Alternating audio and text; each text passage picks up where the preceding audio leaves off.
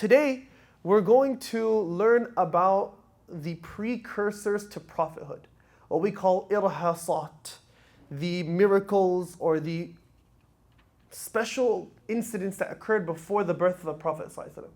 And then we're going to talk about his childhood. This is a very interesting chapter because people, many times, many Seerah books completely skip this part. But this part is important for us. We need to know the zaman, the makan, the time, the place, the context. We talked about the Roman Empire and the Persian Empire. So what did we talk about last week, just as a brief overview? We talked about a few words, definitions. Seerah, hadith, sunnah, shama'il. These words we talked about last week. We talked about, for example, the importance of studying the seerah. Just as a reminder, because this is important for us. Sometimes during the storytelling, sometimes during the narrative, we forget why we're doing this. I repeat, this is not story time. We're going to be extracting lessons. As we know, the grandson of Ali bin Abi Talib, he said, we used to learn seerah the way that we used to memorize the Quran. We used to learn his life that way, memorization, reflection, connection. We used to do it like that. There was an equal or sometimes even greater importance given to knowing the life of the Prophet ﷺ. Then we also have, for example, the grandson of Sa'd ibn Abi Waqqas. I shared a little bit about Sa'd ibn Abi Waqqas last week, that he was the archer who protected the Prophet ﷺ during the Battle of Uhud, amongst many other things. Sa'd ibn Abi Waqqas' son used to tell his son, okay, so the grandson, هذه مآثر آبائكم فلا تضيعوا ذكرها. This is the legacy of your whole lineage and your whole family. Don't forget the seerah of the Prophet ﷺ. Don't forget it. Don't forget it. There was this importance. The beauty of the seerah, for those of you who are coming for the first time, and even if you didn't come, if you came last week, this is new. The beauty of it is that the curriculum of learning about Allah is built into the timeline of the seerah. Right? Sometimes the very first surah you learn is إِذَا جَاءَ نَصْرُ اللَّهِ وَالْفَتْحِ. That was one of the last revelations in the Quran. Or sometimes the very last thing someone learns is an earlier surah in the Quran. Right? The Quran, from beginning to end, is not organized chronologically. Surah Baqarah is actually one of the later revelations. And Surah An-Nas is one of the earlier revelations. But it's meant to be organized that way, for a reason and for a wisdom. So the lessons of how to be a Muslim, how to grow as a Muslim, is within the life of the Prophet ﷺ. You see how he grew and how the companions grew. And that's why this study is so fascinating. So this is a quick recap from last week. We ended off talking about al-asr al-jahili, meaning the time of asr al-jahiliyyah, the time of ignorance. They used to call it jahiliyyah, the times of ignorance. Meaning this is what we talked about last week, that people were addicted to drinking, people were gambling, people treated women like objects. There was zina, rampant zina and prostitution. There was infanticide, people killing their own children. The Prophet ﷺ was born in this society. And the wisdom of that was that they didn't have any centralized government or national identity. These were just tribesmen and women in the desert. So while the Roman and Persian empires are constantly fighting and each other for control, they are completely blind to the growing power in the Arabian Peninsula. And there's a clean slate. Another thing that's interesting about the people of the Arabian Peninsula was they were idol worshippers, and there's a whole story for how idol worship became introduced there, because the history is Ibrahim alayhi salam built the Kaaba. So and they were doing Hajj and Umrah and things like that. So how did idol worship come in? There's a whole story behind that that's beyond the scope of this halaqah, but just know that idol worship crept in somehow.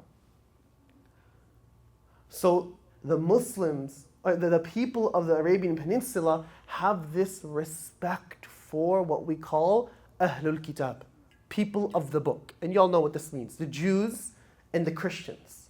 To the point that if someone from the Arabian Peninsula is in the Levant region, Ash-Sham, like modern day Gaza, Palestine, Syria, Jordan, if someone's in that area and they got into an argument with someone from there, they'd be like, bro, you worship idols, man. We worship God and we believe in Jesus and things like that. Then even the Arabian guy would be like, you know what, you're right, man, we don't know what we're talking about. Like there was this respect given to the people of the book. Okay, so to start off, the first precursor to the Prophet sallallahu alaihi wasallam is actually Ibrahim alayhi salam himself. How? Allah tells us in Surah Baqarah, بعد أعوذ بالله من الشيطان الرجيم وإذ يرفع إبراهيم القواعد من البيت وإسماعيل. Remember when Ibrahim alayhi salam is raising the foundations of the Kaaba, and Ismail alayhi salam is handing him the stones. Ismail alayhi salam may have been a teenager at this point, by the way. So he's handing him the stones, Ibrahim alayhi salam is placing them on. You know, like when you're in the garage with your dad, he says, just hold the flashlight. Right? No, but this is better. He's actually helping, right? رَبَّنَا تَقَبَّلْ مِنَّا. And they're saying, oh Allah, accept from us. إِنَّكَ أَنْتَ السَّمِيعُ الْعَلِيمُ. You are the one who hears all and knows all. Then Allah subhanahu wa ta'ala tells us a dua that Ibrahim alayhi salam makes. رَبَّنَا وَاجْعَلْنَا مُسْلِمَيْنِ لَكَ وَمِنْ ذُرِّيَّتِنَا أُمَّةً مُسْلِمَةً لَكَ وَأَرِنَا مَنَاسِكَنَا وَتُبْ عَلَيْنَا إِنَّكَ أَنْتَ التَّوَّابُ الرَّحِيمُ رَبَّنَا وَبَعَثْ فِيهِمْ رَسُولًا مِّنْهُمْ يَتْلُو عَلَيْهِمْ آيَاتِكَ. Oh Allah, send these people that aren't here yet. Future. He's thinking about the future. He's not thinking about today. He's thinking about the future. We could, if we wanted, stop at every incident, focus on the lesson, but just a quick reflection here. There's nobody there. There's nobody there. It's Ibrahim alayhi salam, it's Ismail alayhi salam, and just a few people who moved there. That's it. Not much. And Allah is saying, Ibrahim alayhi salam is saying, oh Allah, send these people a messenger from amongst them that will recite to them your ayat. He doesn't know what the Quran is. He's making dua for them to have a prophet who receives revelation. وَيُعَلِّمُهُمُ الْكِتَابَ وَالْحِكْمَةِ. Someone that will teach them the book and wisdom. وَيُزَكِّيهِمْ. Someone who will purify them. إِنَّكَ أَنْتَ الْعَزِيزُ الْحَكِيمُ. You are the most mighty and the most wise. The Prophet ﷺ said, أَنَا دَعْوَةُ أَبِي إِبْرَاهِيمُ. I am a response to the dua of Ibrahim alayhi salam. That's why I was born here. The power of dua when sincere. That's the first precursor. The Prophet ﷺ was born in 570, 571 CE, right? 571. And this is known to the Arabs as Amul Fil. It's important to recognize that they didn't have like a set calendar of years. They had months. They had Rabi'ul Awwal, Rabi'ul Thani, like Muharram, Safar, Rabi'ul Awwal, Rabi'ul Thani. They had the months, but they would not keep track of the number of the year, right? They wouldn't do that. So anytime a big incident would happen, they'd be like, 2 years after that happened. Oh yeah, this guy was born 2 years after, 1 year before, 2 months after the incident. The Prophet ﷺ was born in a year known as Amul Fil, the year of the elephant. And this is because, or the elephants, this is because of a miraculous incident that took place at this time. In order for us to understand this incident, we need to understand the lineage of the Prophet ﷺ. There are hundreds of pages on this subject. I won't go too deep into it. We can go all with Muhammad ibn Abdullah ibn Abdul Muttalib ibn Hashim ibn Abdi Manaf ibn Qusay ibn Kilab ibn Murrah. I can keep going back all the way to Adnan. But we're just going to learn about 3. Muhammad, the son of Abdullah. We're going to learn about him. The son of Abdul Muttalib. There's a whole origin story of Abdul Muttalib, which is beyond the scope of this halaqah, but it's important to start with him at least. Abdul Muttalib was the leader of Quraysh. He is the leader of Quraysh, which is the main tribe that dominates Mecca. Okay? Ta'if is near Mecca, and Ta'if, the main tribe that dominates Ta'if, is Thaqif. Mecca and Ta'if are rivals. Dallas and Houston, right? Mecca and Ta'if are rivals. So Banu Quraysh and Banu Thaqif don't like each other too much. Okay.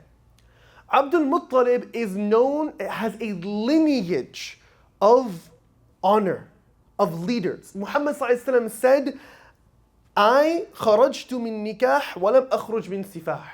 That I was born from a lineage of pure marriages. And not a single person in my lineage, all the way to Adam ﷺ, he says, had ever been born from zina. Never. And the most authentic chain we have, it ends at Adnan. After that, it doesn't. Another important thing to learn about the lineage of the Prophet ﷺ. This is really important, guys. If you don't understand this part, the whole Medina and Seerah doesn't make sense. The second half of the prophethood of the Prophet ﷺ will not make sense until you understand this point. Ibrahim ﷺ had two sons, main sons for now, okay? Ismail ﷺ and Ishaq ﷺ. Ishaq ﷺ had a son, so Ishaq and Ismail ﷺ are both prophets. Ishaq ﷺ had a son by the name of, who knows? Yaqub ﷺ, Jacob. So Isaac, Jacob. Yaqub's nickname is Israel. Israel. Ever the children of Israel. What is Israel is just another name of Yaqub. So why are Jews called the children of Israel, Banu Israel? Here's why. Yaqub alayhi salam's son is Yusuf alayhi salam. From the lineage of Yaqub alayhi salam are dozens and dozens of prophets. Yusuf alayhi salam, Yunus ibn Matta, Musa alayhi salam, Harun alayhi salam, Dawood alayhi salam, Sulaiman alayhi salam, Yahya alayhi salam, John the Baptist, right? All of these prophets came from the lineage of Ishaq. So Ibrahim alayhi salam, Ishaq, Yaqub. And any of the people who received the message through Yaqub alayhi salam are called Banu Israel. Banu Israel. That's why in the Quran Allah gives that term respect, because it means these are people who received revelation, but as we know, they squandered that revelation, changed the revelation, made a mockery out of the revelation, and killed their own prophets. Yahya alayhi salam, famously, John the Baptist, was beheaded. They tried to kill Musa alayhi salam too. They tried to kill their prophets. They tried to harm their prophets. This is a known reality. Why is this so important? Ismail alayhi salam is also there and he has his own lineage.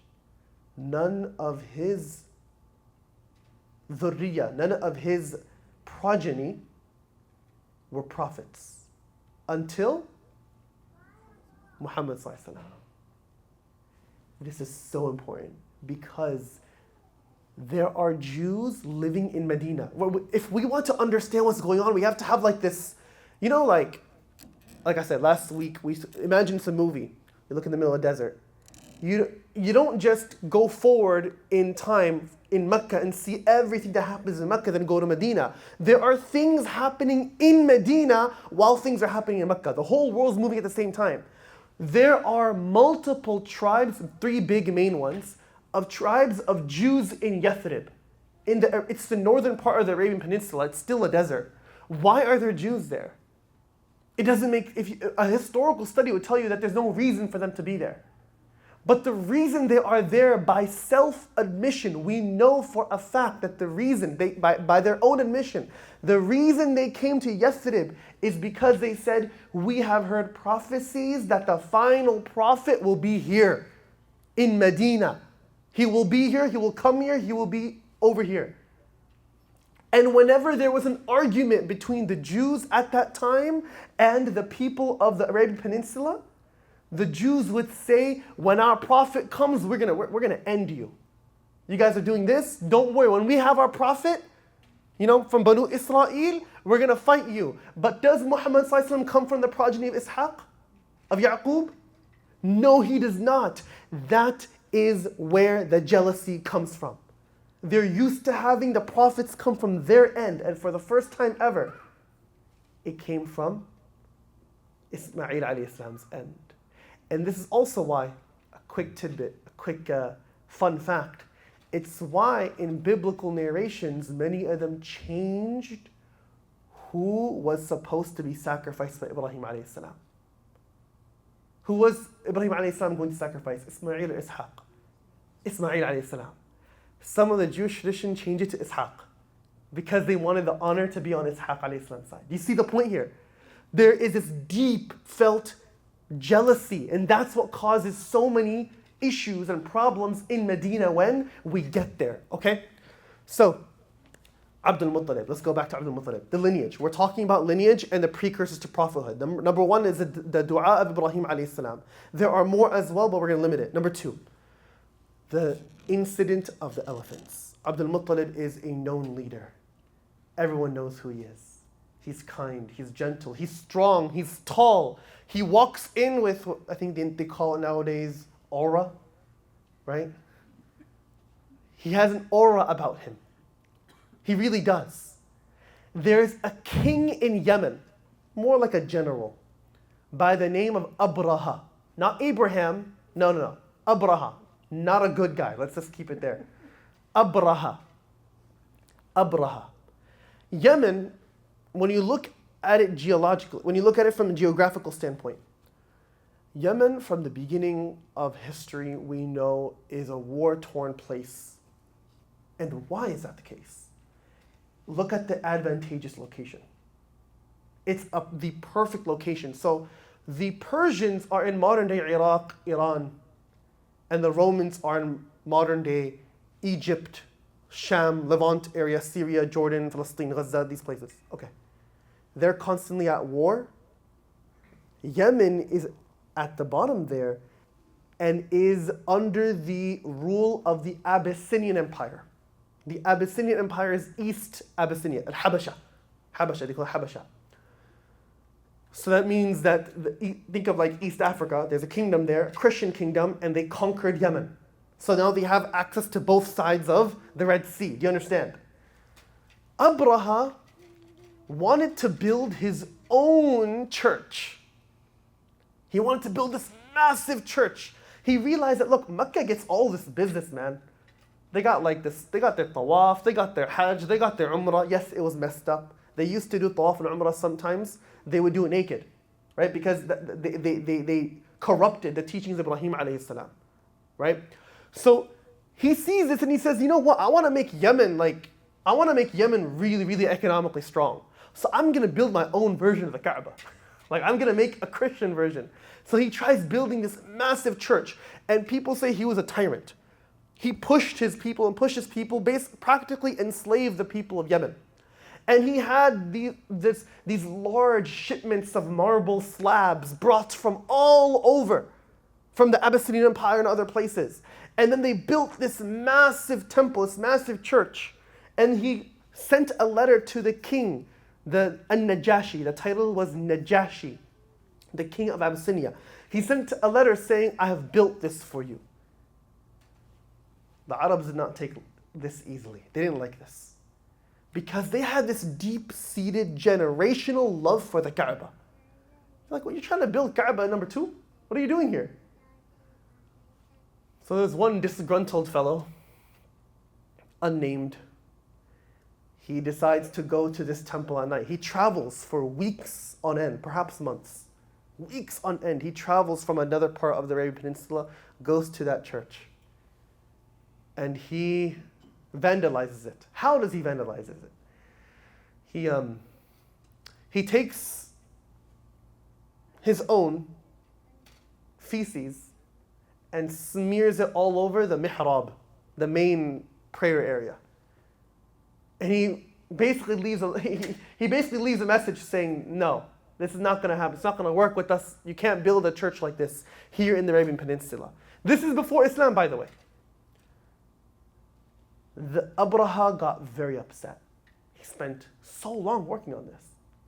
And now this was a perfect opportunity to wage war on everyone else in the Arabian Peninsula. So he built his army, tens and thousands of people. And he brought in elephants. This is a unique way of waging war that the Arabs have never seen. An elephant is like the modern form of a tank. The spears and the swords may scratch, but it's not going to stop that thing. That elephant is going to crush you. So it's a tank. It was extremely scary. What is a horse going to do? What is a camel going to do? Right? They don't have any way to fight this. So he started to march north from Yemen. He said, my sole purpose is just to destroy this Kaaba. That you guys vandalized my home, I'm going to destroy this Kaaba. Now there's no competition. Now this will be the final place the economy will be here in Yemen. He marches north and every tribe of Arabs tried to stop him. Because there's this deep-seated loyalty to the Kaaba that even if you don't practice too much, everyone goes there for Hajj and Umrah. And this is even before Islam. There were remnants of the practice of Ibrahim alayhi salam. Every time a tribe tried to stop him, the elephants would just crush their entire village. It was done. How many elephants? It was around 10. Some realized that victory is impossible and they said, look, we're not going to get in between you and Mecca. Can you just take us in chains and we'll tell you where to go? We know the desert. We'll tell you where to go. Eventually, Abraha's army gets to Ta'if, southeast of Mecca. In Ta'if, they have their own massive idol. It's not the Kaaba, but Abraha doesn't know that. Abraha just sees this massive idol and is like, there we go, that's the Kaaba. And the people of Ta'if say, no, this is not what you're looking for. What you're looking for is in Mecca. Hey, guess what? We actually don't like the people in Mecca. Can we help you out? So they turn coat. They betray the Arabian Peninsula and they take the side of Abraha. Abraha is now marching with his army and his elephants to the Kaaba. He has a motive. He wants to destroy the Kaaba. He doesn't want to kill people. That's his only thing. He even tells them, I only want to destroy this Kaaba. If you get out of my way, there's no bloodshed. Which means he wasn't just an emotional person. Anybody in their right mind would say, oh, how would some political leader get so upset about vandalism that he wages war? Well, think about it from a modern standpoint. It's an excuse to conquer more land. It's an excuse to take over. He wants Yemen to be economically powerful. What better way than to make an excuse to wage war on the Kaaba itself? So while he is marching towards Mecca, he comes across hundreds of camels. And he decided to allow his soldiers to seize them for themselves. Hundreds of camels, pillaging. He did not know that they were owned by Abdul Muttalib.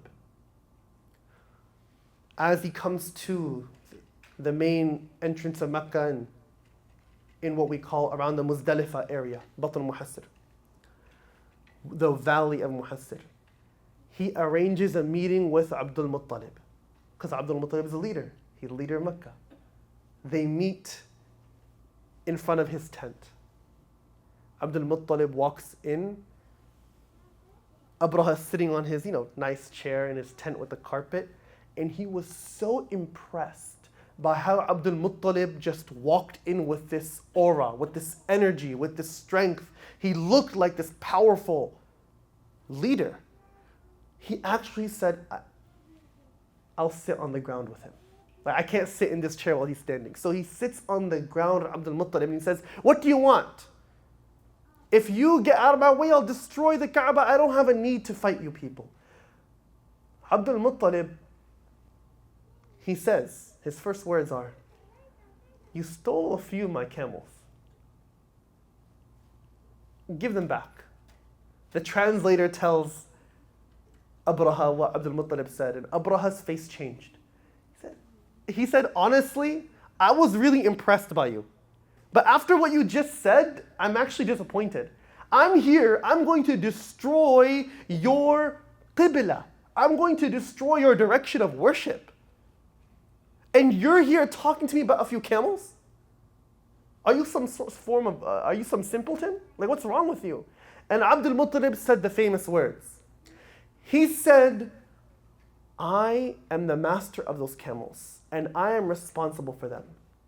The house of Allah has its own master, and its master will take care of it. He even said, we don't have the strength to fight you. So we're going to evacuate the city. You do as you want. Allah will protect it. Abraha just laughed. And he said, fine, guys, give him back his camels. So Abdul Muttalib took his camels back. He evacuated. He told everyone, leave the city, go into the mountains, go on the side. You're not going to be able to survive this.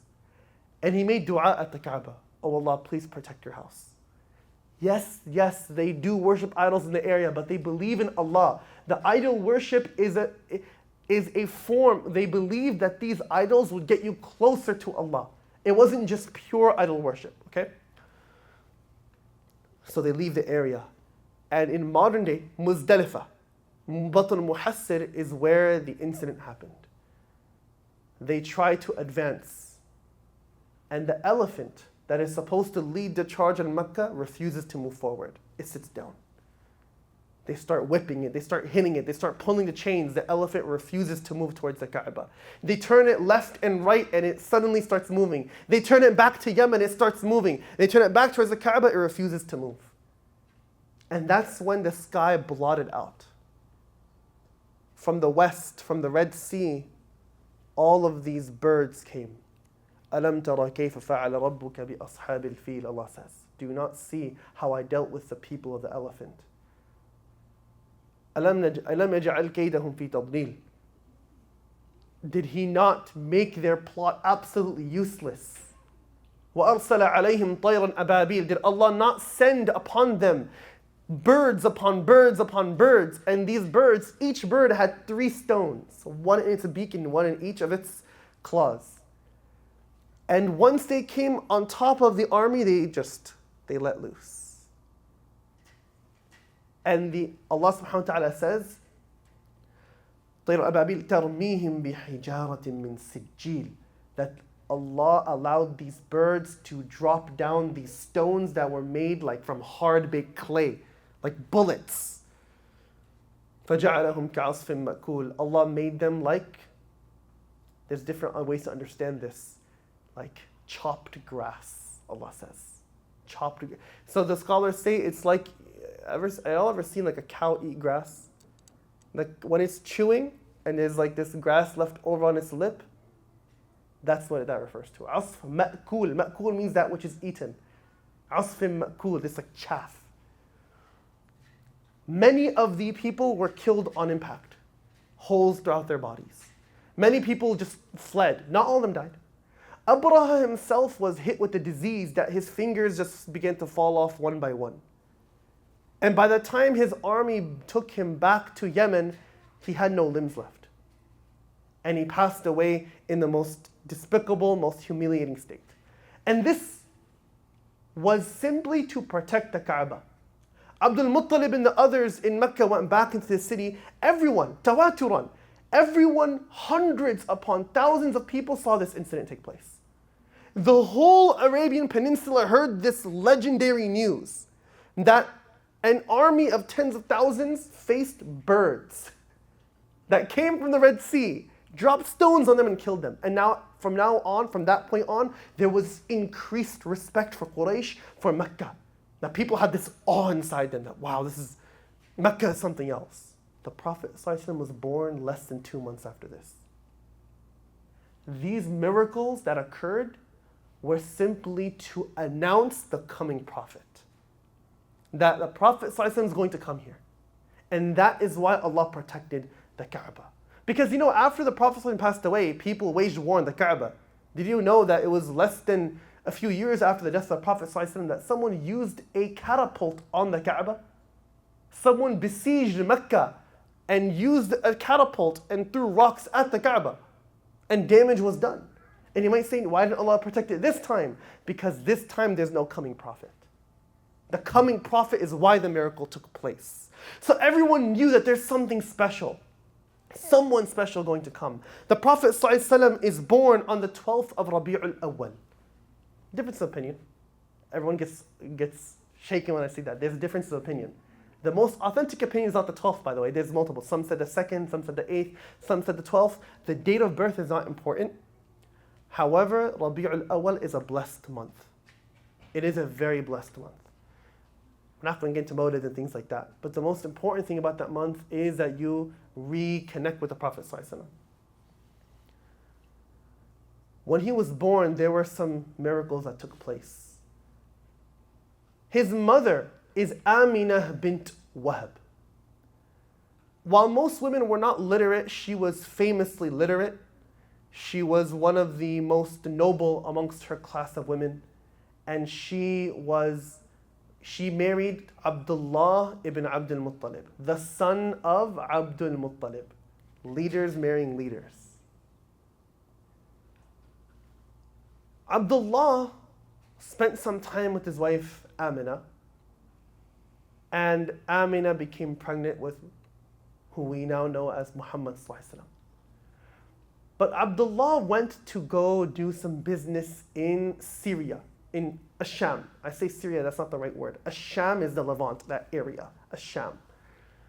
Abdullah, the father of Muhammad ﷺ, is clearly a well-known leader because he's being sent as the leader of a trade delegation to what we would consider another entity, another region. So again, you can see the leadership here. But unfortunately, he passes away on the way back. So the Prophet ﷺ is not even born yet, and he lost his father. The Prophet ﷺ is born on 12th Rabi'ul Awwal. And his mother says, I did not feel the pain that all these other mothers talk about. He was born, it was easy. She used to walk by these trees and rocks, and she would hear, Assalamu alayka ya Umma Rasulullah. Assalamu alayki. Oh, peace be upon you, O mother of the Messenger of Allah. And she'd be like, huh? What's going on? She thought something was up. She thought she was imagining things.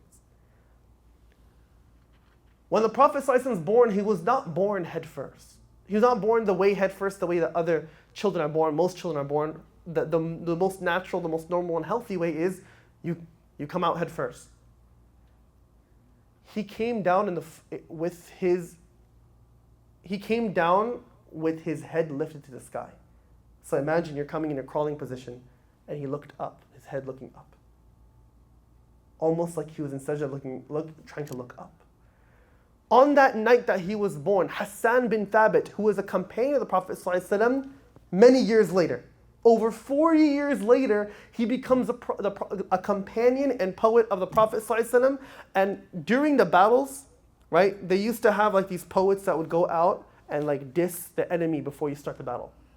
That's how they had like this, I think the best way you call it a rap battle. They would have like these, they'd have the best poet from each side just diss the other side, they would start. Hassan bin Thabit was one of those guys. Hassan bin Thabit says, I was only 7 or 8 years old, and he, by the way, lives in Yathrib, in Medina. They call it Yathrib right now. He lives in Medina. He said, I remember the night that the Prophet was born. He doesn't know who the Prophet ﷺ is. The night he was born, I was in Medina, and there was a Jew. There was a Jew in the middle of the night who got up, climbed like this little wall, and he said, Jews, listen up. The star of the final prophet is out tonight. The star that signals the final prophet has come out tonight. It's time. Hassan bin Thabit says, I was 7 or 8 years old. I didn't really know what that meant, but I knew it was significant. And over 40 years later, he accepts Islam when the Prophet ﷺ comes to Medina. There was this understanding that the final prophet is coming. Everyone knew, everyone saw that when they saw what happened with the elephants, they knew something is coming. After the Prophet ﷺ was born, his mother, Aminah bint Wahab, nursed him for a few days, maybe a week. In that society, it was very normal to have what we call wet nurses, meaning someone you employ who already has a child, who's able to feed milk, naturally, and they are employed and they are paid to nurse your child. Very normal. Allah in the Quran says that the mother is not obligated to nurse her own child. If she doesn't want to, then it's the husband's responsibility to find someone who will, in a society where that's normal. So, he was first nursed by his own mother, Aminah, then by another woman by the name of Thuwaybah, who's also in the family. She's a servant of Abu Lahab, actually. You know Abu Lahab, the uncle? Everyone here knows he's evil.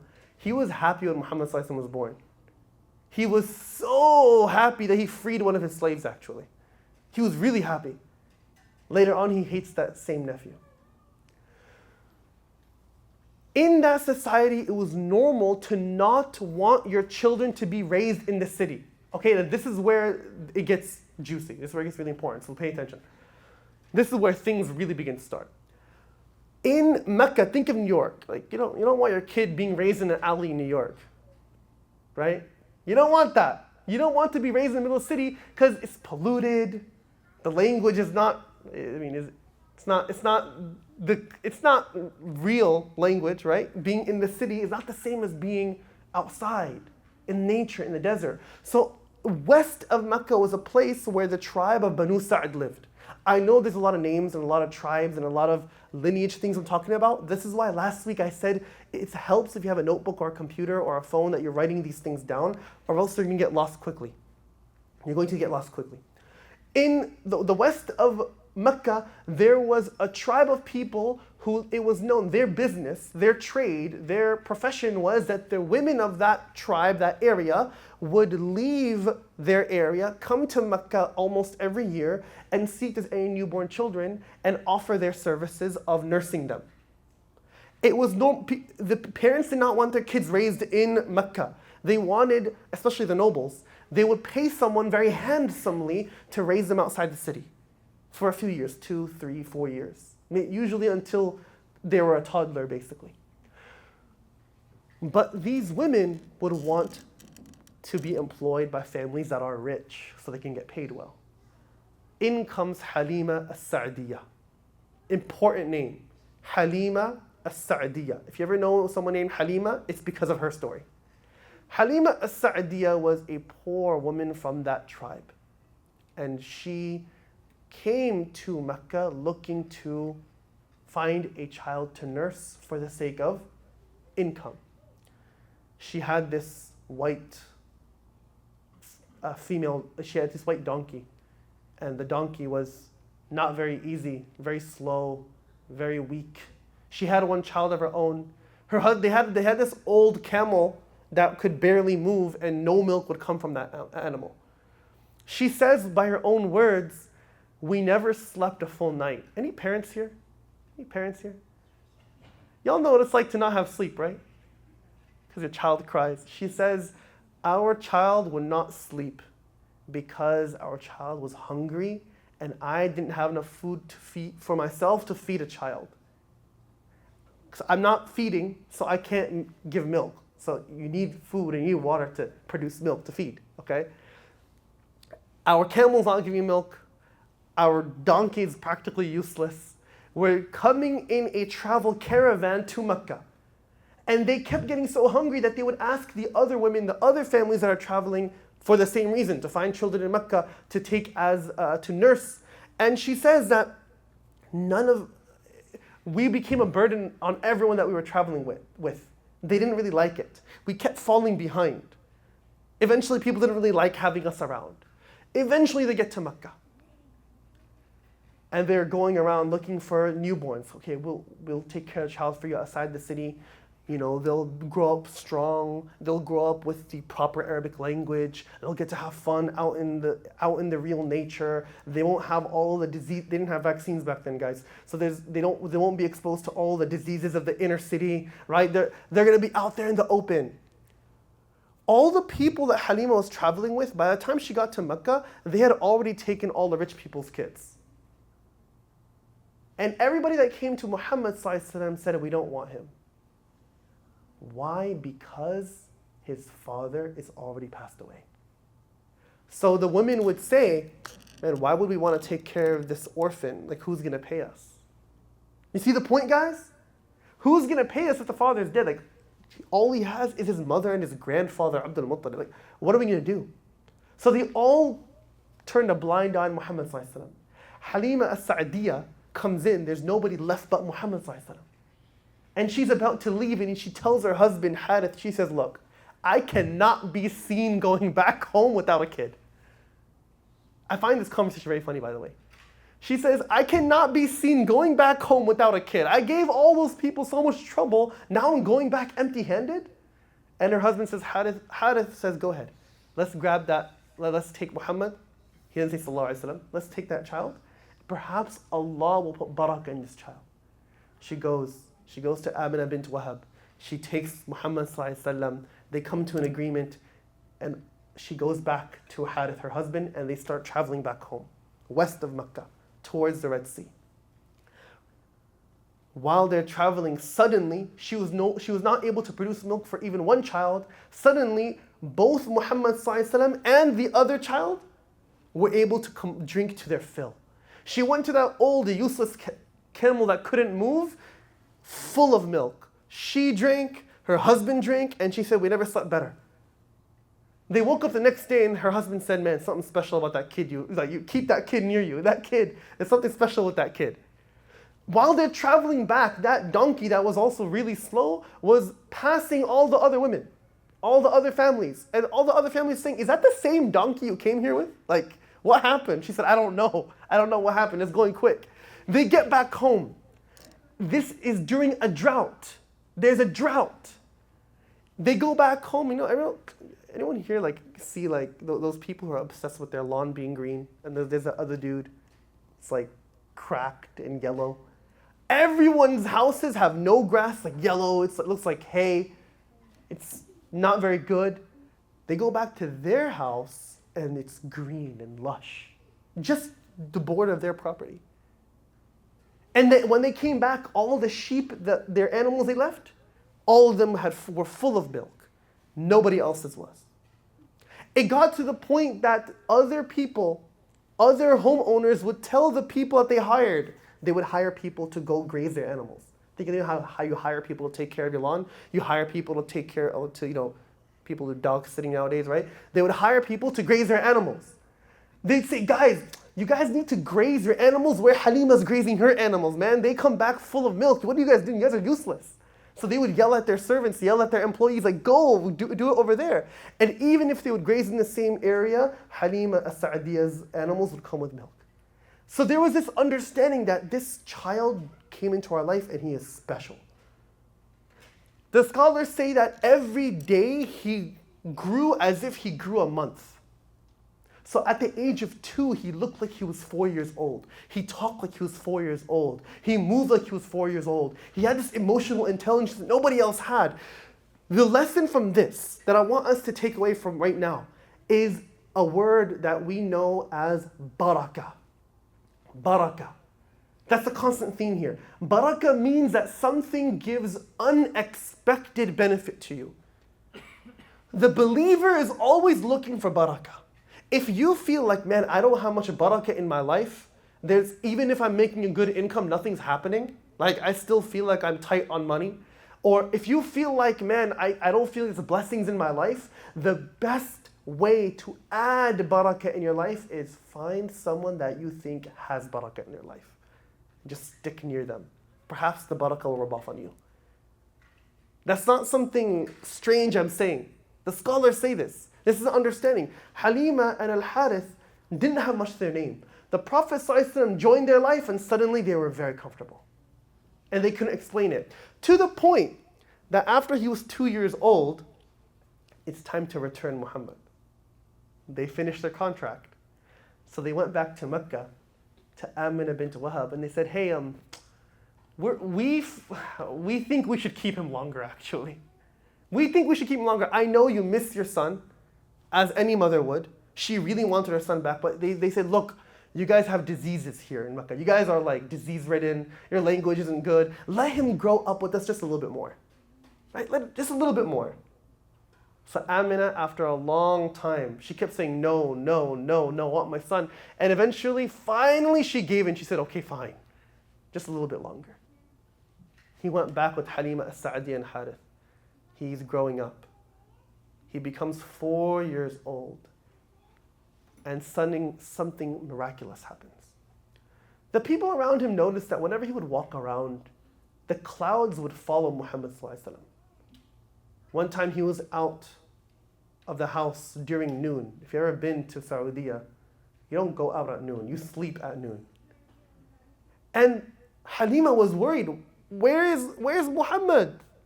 And the other kid's like, outside. And she's like, no, go get him. He's going to get hurt. He's going to, Die of heat stroke. What are you doing? So the other kids go out to look for him, right? There's one named Shema, and he's chilling. He's laying down.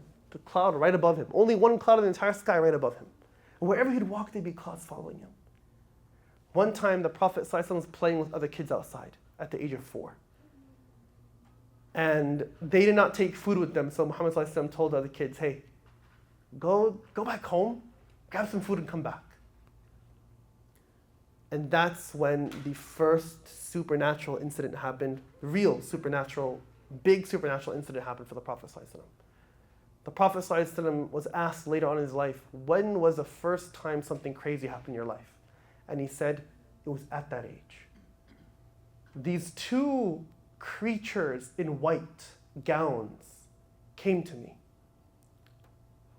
And they looked at each other, and they looked at me, and one of them said, Ahua huwa? Is it him? And the other one said, Huwa huwa. It's him. The Prophet has no idea what that means. It's like, is it him? What are you talking about? They descend down to him. They lay him on his back, and then this is when he starts getting very afraid. They cut open his chest. And other kids saw this, and they got concerned. They cut open his chest. And he said, I didn't feel any pain. There was no blood. Like it wasn't like a surgery, open heart surgery where you open it. It was something miraculous about this. They opened him up. Then they pulled out his heart miraculously somehow. He saw his heart. They had this bowl. Then there was this black clot, this dirty clot of something in there. They took it out and they threw it away. And in some narrations it said, one of the angels said, take out envy and take out jealousy. Take it out. They took it out. Then they washed his heart on a bowl. And they put the heart back in, and they said, Hushu. Then they sewed him shut. Anas bin Malik, 50 years later, because he lived in the house of the Prophet ﷺ, he said, I saw the scar going down the chest. I used to see it in the house. Like we knew for a fact it was there. The Prophet ﷺ, he became all white. Like, when you lose all the blood in your face. He became very afraid. The other kids came to Halima and said, 2 guys came and murdered Muhammad. What happened to him? So Muhammad came home and he told his mother, Halima, not his actual mother, but his foster mother, Halima, he said, this thing happened to me. And Halima and Harith said, maybe he's been possessed, or maybe he's going crazy. Something's not right here. So they take Muhammad ﷺ and they go back to Amina, his mother, in Mecca. And they say, hey, you know what? Our contract is done. We want to return him back to you. I think we did our part. And Amina's like, wait, hold up. Didn't you just leave here saying that you want to keep him for longer? Why do you want to suddenly leave him off? Like, we did our time. We just want to give him back. And Amina said, say the truth. Stop lying to me. I can see through your act. And Halima says, look, this incident occurred. We don't know what it means. And Amina says, you're afraid that he's been affected by some shaitan or some jinn, right? And they said, yeah. Amina said, I swear by Allah that's not true. When I gave birth to him, it was miraculous. When I gave birth to him, a light came out. The people around say that a light came out to the point that it illuminated in the sky and it went all the way to Asham. That she saw this vision that went all the way to Sham. And that was this prophecy that Islam will spread to that region. And that's how we also know the narration in Sahih Bukhari and Sahih Muslim where the Prophet ﷺ said, there's a group of people who will always be against dhulm. And those people are going to be victorious. And those are the people who are around Masjid al-Aqsa. The Prophet ﷺ tells us this.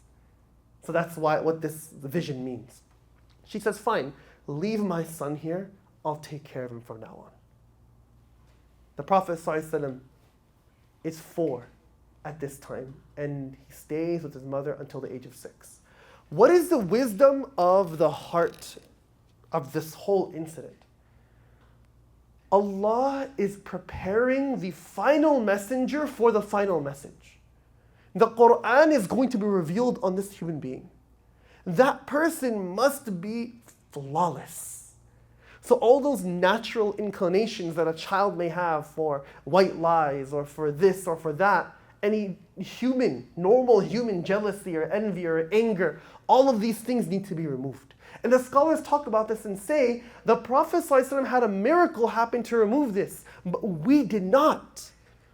So another lesson from today's session, I know we're talking about his childhood and we really have to dissect it, but a lesson from this, as scholars say, is every Muslim needs to be committed to purifying the heart.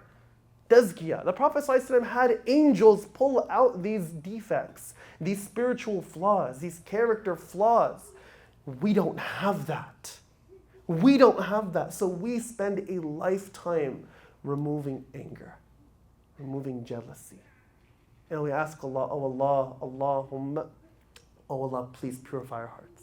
Purify our hearts. Remove this addiction. Remove this sin from my life. Remove the capacity for me to be angry. Remove my ability, remove the fact that I get angry and act out in anger. Give me sabr, give me patience. So many of the du'as we learn are du'as like this because our hearts are in constant need of purification. That's one of the lessons here. The Prophet ﷺ lives with Amina until he's 6 years old. Unfortunately, at the age of 6, his mother passes away. He cries and he cries and he cries. Later on in his life, Amina bint Wahab, the Prophet ﷺ passes by her grave. It's in between Mecca and Medina. She passed away while traveling with him. And he goes to the grave and he's with the companions. He's in his 50s now. He's in his 50s, late 50s. And he begins to cry at his mother's grave. And the hadith says he cried so much that all the companions started crying too. And they didn't even know why they were crying. They're crying because the Prophet is crying. It just affected them. And the Prophet ﷺ, it's moments like these that you know the Prophet ﷺ is a human being. He's crying about the memory of his mother from 45 plus years in the past. That's in the future though. After his mother passes away, he lives with Abdul Muttalib, his grandfather, the leader of Quraysh who saw the birds come and destroy the army of elephants. He stays with Abdul Muttalib until he's at the age of 8. Abdul Muttalib loved his son, loved his grandson. He had 10 sons. All of his sons used to sit in a circle on one side of the Kaaba, and there was a special carpet that only Abdul Muttalib would sit on. Nobody else allowed to sit on that. His own sons didn't dare sit on that. You know, like that couch in the home, the one that your dad collapses on after work? That's the one. Muhammad ﷺ as a kid, he's now 8, 9, 10, he used to go and sit on there. And his uncles would be like, what are you doing? Move him off. Abdul Muttalib said, no. Let him sit on my carpet. He's going to be a leader. So he would sit beside Abdul Muttalib and he would sit just beside him. And Abdul Muttalib would be smiling. Abdul Muttalib loved this grandson of his. But Abdul Muttalib sadly passed away at the age of 8. Look at how many times the Prophet ﷺ has passed around. Amina to Halima to Amina to Abdul Muttalib. After Abdul Muttalib passed away, his grandfather, his grandfather Abdul Muttalib gives his son Abu Talib. Everyone knows his name. The uncle of the Prophet ﷺ. He tells his son Abu Talib, take care of Muhammad. Why Abu Talib? He had 8 other sons at this point. Because Abu Talib was the full brother of Abdullah. Like I said, a lot of names. Abdullah is the father of the Prophet. Abdullah and Abu Talib are full brothers. Abdul Muttalib had multiple wives. So some of they were half brothers. Abu Talib was a full brother, and also Abu Talib was known to be very, very soft, very, very loving to Muhammad ﷺ. He said, I want you to take care of him. Abu Talib did as he was told. He loved Muhammad ﷺ and took care of him better than his own sons. If in the morning people would come for breakfast, he said, nobody's eating until Muhammad gets here. Nobody's eating. All the other kids would wake up, that stuff in your eye, the crud when you wake up? They'd all wake up with messy hair all over the place, crud. When the Prophet woke up and his face was as if you had the best skincare routine. He'd wake up and he was pure. and then he would come and eat. And the narrations say Abu Talib was a man that had many children. He was not as wealthy, even though he comes from a wealthy family. He had so many kids that it's a lot of expenses. So if the Prophet was not eating with the kids, everyone left the meal hungry. Like, man, I didn't eat enough. When the Prophet ate with them, everyone left full. Because the barakah of the Prophet sharing the same table. Again, the lesson of barakah. The whole beginning of the life of the Prophet ﷺ is a lesson of searching, seeking people and places of barakah. Whether it's a person, whether it's a place, whether it's actions in your life that bring you barakah, chase those and hold on to those. Because wherever the Prophet ﷺ went, he radiated this barakah. Wherever he went. Abu Talib comes from a noble family. And when the Prophet ﷺ got to the age of 11, 12, 13, he wanted to start working and financially help his uncle. He sees he's being raised with his cousins. Abu Talib did not like this. The Prophet ﷺ wanted to go watch over people's animals. Think of it as like the starter minimum wage job. Like someone who's from a very wealthy family goes to, and I'm not saying this to say anything wrong with this, obviously. Someone goes, works retail when their father's like a millionaire. You see my point? Abu Talib didn't like this, but the Prophet ﷺ said, no, I'm going to help. 11, 12, 13, very young. So he begins to watch other people's animals. That was one of the most popular minimum wage jobs. The Prophet ﷺ said, I used to graze other people's animals and I would get paid fractions of a dirham, which is literally pennies. It's not even a full dollar, it's like pennies. It's a minimum wage job. These rich people need someone to take care of the animals. He would take care of that. From this, we learn the ethic of working from a very young age. Don't take handouts. I intended to get to the age of 25. We're going to have to end at the age of 15 today. Because there's so many more lessons and so much more that comes, like for example, next week we're going to talk about the Prophet ﷺ during the first war that happened in Quraysh, and also when he gets married to Khadija. There are so many lessons about that marriage. Next week, all the marriage questions are going to come in, inshallah. I know about it. But the final lesson I want us to think about is work ethic. Don't take handouts. Many of you guys here are young. Studying is not an excuse to completely lay back and not be of a source of khair to your home. Especially brothers. The Prophet ﷺ said, no, I'm going to watch people's animals. And the hikmah, the wisdom the scholars say is, as the Prophet ﷺ said, every single prophet that Allah sent, every messenger, at some point was a shepherd. And the Sahaba said, even you, O Messenger of Allah, you were a shepherd? He said, yes, I used to watch people's animals for qararit, just for these few pennies. The benefit, the wisdom is the prophets would learn leadership. Musa alayhi salam was a shepherd. Isa alayhi salam was a shepherd. But why sheep and why rams? Why not camels? The Prophet ﷺ said, people who look over camels become very rough. Ever gone overseas and see how the camel herders are? Really rough. But to be a shepherd for sheep and rams, you have to be very gentle. You learn emotional intelligence. This sheep has that personality. That one has this personality. So you learn how to deal with different types of personalities. Another wisdom, sheep are not very intelligent. It's very normal for sheep to accidentally fall off a cliff even though they see it. So if the Prophet ﷺ is learning how to manage sheep, later on in his life, he will learn how to manage very intelligent, sophisticated, honorable, noble people. That's why he was such an amazing leader, because he had all this training. Another wisdom that we learn is the Prophet ﷺ became Rahim. He became very merciful and loving and compassionate. He became soft around these creatures. He had a spine, he was strong, but he did not let people being rough towards him for him to become a rough person. لو كنت فظا غليظ القلب لانفضوا من حولك. Allah in the Quran says, if you are rough, people run away from you. We'll end with this final note. Allah in the Quran says, لقد جاءكم رسول من أنفسكم عزيز عليه ما عنتم حريص عليكم بالمؤمنين رؤوف رحيم. Allah in the Quran says, a messenger has come to you who when he sees you in pain, he's in pain. Harisun alaykum. He wants the best for you. Bil mu'minin ra'ufur rahim. And he's so merciful and loving and kind to believers.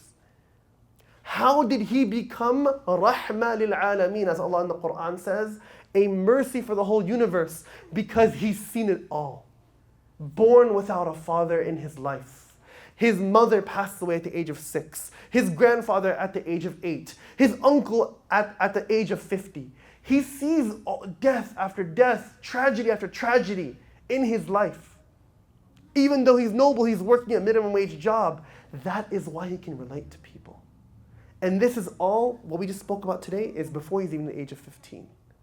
He continues this minimum wage work for about 10 years. The lessons from today are simple. Number 1, chase barakah in your life. Because where you once found that you were tight on finances, that no matter how much you earn, nothing seems to be growing in your bank account, when you have barakah in your life, even if you earn less, you will end with a lot more. Chase those people and those places of barakah, where Allah's mercy descends. Because if you can go to those places, the mercy will attach itself to you.